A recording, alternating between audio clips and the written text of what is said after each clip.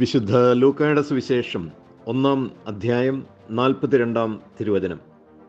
അവൾ ഉദ്ഘോഷിച്ചു, നീ സ്ത്രീകളിൽ അനുഗ്രഹീതയാണ്, നിന്റെ ഉദരഫലവും അനുഗ്രഹീതം. ഈശോയിൽ സ്നേഹം നിറഞ്ഞ സഹോദരങ്ങളെ, അവൾ ഉദ്ഘോഷിച്ചു, എലിസബത്ത് ഉദ്ഘോഷിച്ചു, അത് പരിശുദ്ധാത്മാവിനാൽ നിറഞ്ഞാണ്.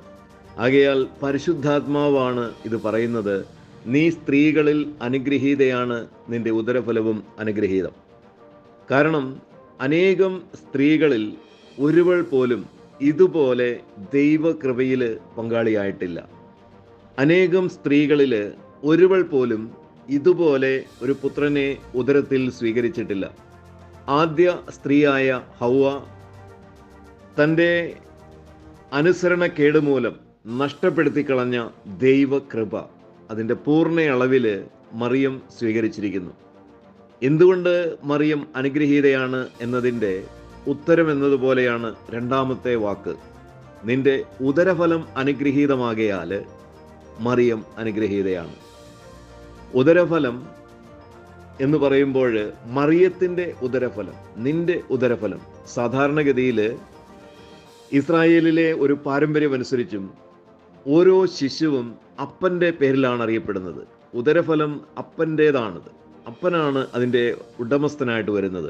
എന്നാൽ ഇവിടെ പ്രത്യേകമായിട്ട് നിന്റെ ഉദരഫലമെന്ന് മറിയത്തോട് പറയുന്നു. കാരണം ഇത് ഒരു പുരുഷൻ്റെ സാന്നിധ്യമില്ലാതെ, പുരുഷൻ്റെ സഹകരണമില്ലാതെ ഉദരത്തിൽ രൂപപ്പെട്ട ഉദരഫലമാണ് ഇത്. ഗബ്രിയേൽ മാലാഖ പറഞ്ഞ അതേ വാക്കുകൾ തന്നെ സമാനമായ രീതിയിൽ തന്നെയാണ് എലിസബത്തും മറിയത്തെ അനുഗ്രഹിക്കുന്നത്. കാരണം ദൂതന്മാരാലും മനുഷ്യരാലും അവൾ പ്രകീർത്തിക്കപ്പെടുന്നു. ഉദരഫലം എപ്രകാരമാണ് അനുഗ്രഹീതമായി തീരുന്നത്? ഈ ഉദരഫലം അല്ലെങ്കിൽ ഈ ഉദരം നമുക്കറിയാവുന്നതുപോലെ ഏതൊരു വൃക്ഷത്തിൻ്റെ ഫലവും ആ ഫലത്തിൻ്റെ പദാർത്ഥങ്ങൾ സ്വീകരിക്കുന്നത്, അതിൻ്റെ മെറ്റീരിയൽ സ്വീകരിക്കുന്നത് ആ വൃക്ഷത്തിൽ നിന്നാണ്.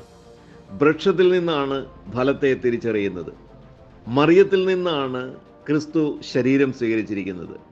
ഈ ഫലം പാപമോചനം നൽകുന്ന, രക്ഷ നൽകുന്ന, ജീവൻ നൽകുന്ന, പാപപരിഹാരം നൽകുന്ന ഫലമാണ്. ഈ ഫലം കായ്ച്ചിരിക്കുന്ന വൃക്ഷമാകട്ടെ അനുഗ്രഹിക്കപ്പെട്ട മറിയമാണ്. മറിയത്തിൻ്റെ ഫലമായ പാപപരിഹാര ബലിയായിത്തീരുന്ന ക്രിസ്തു സ്വർഗത്തിൽ നിന്നും ഇറങ്ങി വന്ന് ജീവൻ നൽകുന്ന അപ്പം, യഥാർത്ഥ ഫലം, ജീവൻ നൽകുന്ന ഫലം. അനേകം പ്രവാചകന്മാർ പറഞ്ഞതുപോലെ ആ വൃക്ഷത്തിൻ്റെ ഫലം ജീവൻ നൽകുന്നു. എസെക്കിയേൽ പ്രവാചകൻ പറയുന്നു.